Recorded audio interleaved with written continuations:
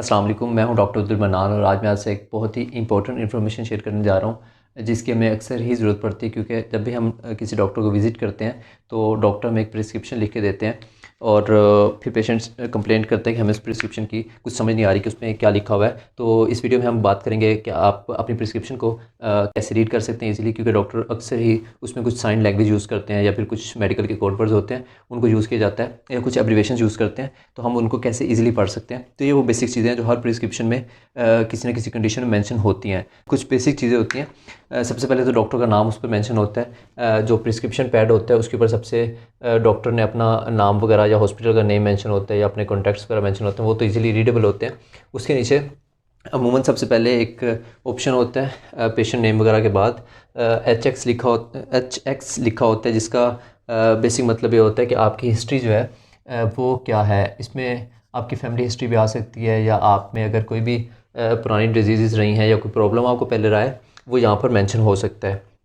उसके बाद आपकी हिस्ट्री को मद्देनज़र रखते हुए डॉक्टर एक डायग्नोसिस बनाते हैं आपकी हिस्ट्री और करंट सिचुएशन जो है, आपकी कंप्लेंट्स जो है, आपको जो सिम्टम्स आ रहे हैं, तो वो डायग्नोसिस जो है वो DX का एक एब्रीवेशन लिखा होता है। उस बॉक्स में आपका डायग्नोसिस मेंशन कर दिया जाता है कि आपको करंट प्रॉब्लम क्या है। डायग्नोसिस में आपका करंट प्रॉब्लम जो है वो मेंशन किया होता है। उसके बाद बात आती है ट्रीटमेंट की। तो ट्रीटमेंट को मेंशन करने के लिए R और X साथ में एक वर्ड होता है, एब्रीवेशन यूज़ करते हैं हम ट्रीटमेंट के लिए। जहाँ पर ये RX लिखा होगा तो आप समझ जाइएगा कि आपको यहाँ पर आपका ट्रीटमेंट जो है वो मेंशन किया गया है। इसमें आपको मुख्तलिफ़ किस्म की मेडिसिन्स, कोई भी प्लान है, डाइट है या कोई भी एक्सरसाइज है, कुछ भी, वो आपको ट्रीटमेंट के बॉक्स में मेंशन किया जाएगा। उसके बाद एक वर्ड यूज़ होता है क्यू का। कुछ कंडीशंस में इसको हम यूज़ करते हैं। इसका मतलब होता है कि एवरी, और इसमें अमूमन हम साथ में कोई भी चीज़ यूज़ करते हैं कि एवरी आवर या एवरी डे।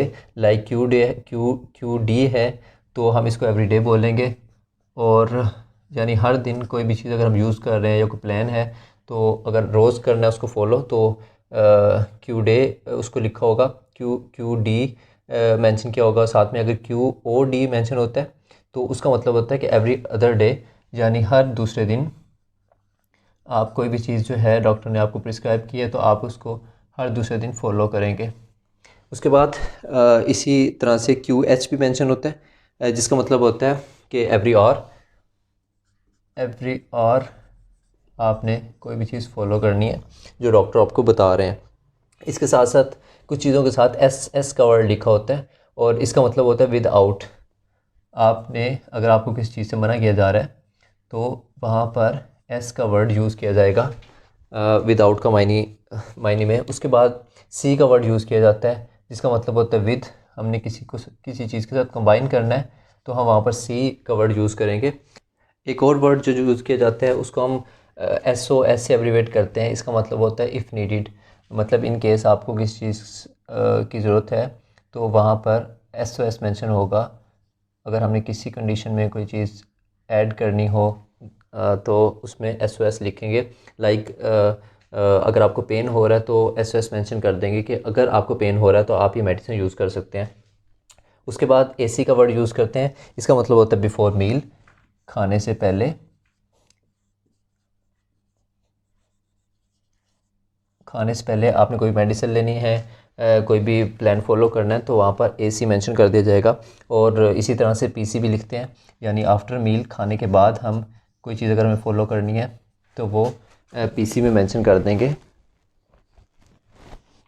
और उसके बाद BID का वर्ड यूज़ करते हैं। अक्सर ही यूज़ होता है किसी भी मेडिसिन के साथ अमूमन ये लिखा जाता है। इसका मतलब होता है ट्वाइस अ डे, यानी हमने दिन में 2 मरतबा जो भी चीज़ लिखी हुई है वो हम यूज़ करेंगे। और साथ ही इसी तरह से TID यानी थ्राइस अ डे, दिन में 3 मरतबा हम जो भी प्लान है उसको फॉलो करेंगे। और OD वंस अ डे, दिन में 1 मरतबा।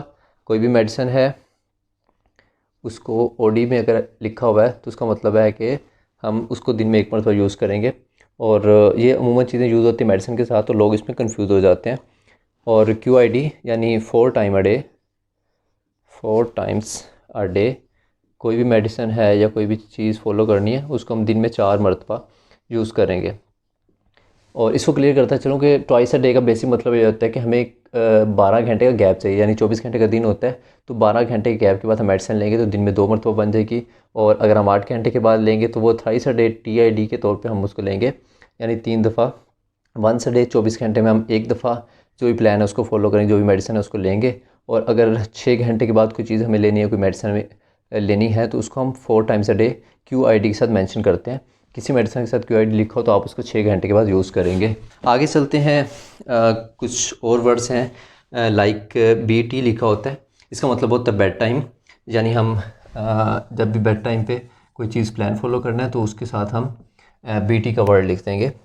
साथ में BF का वर्ड कहीं पे अगर मेंशन है तो उसका मतलब होता है बिफ़ोर ब्रेकफास्ट, यानी अगर आपने कोई मेडिसिन लेनी है या आप इंसुलिन लगाना चाह रहे हैं या आपने कोई और चीज़ फॉलो करनी है ब्रेकफास्ट से पहले तो BF से उसको मेंशन करेंगे। इसी तरह से अगर डिनर से पहले कोई चीज़ हमें प्रिस्क्राइब की गई है तो उसको हम BD से मेंशन कर देते हैं, बिफ़ोर डिनर, यानी रात के खाने से पहले अगर आपको कोई मेडिसिन लेनी है तो उसको BD से मेंशन करेंगे।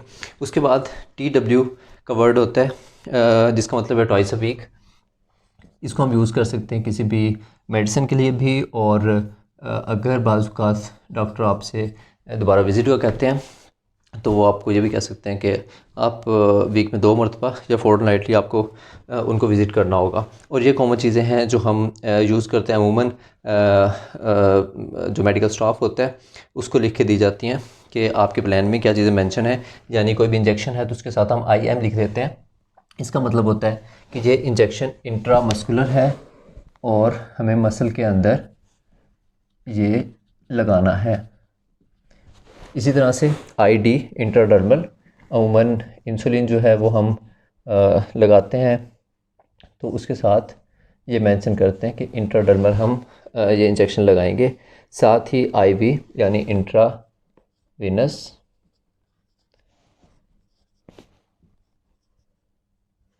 वेंस में अगर हमने कोई चीज़ लगानी है तो हम उसको IV के तौर पे कर देंगे।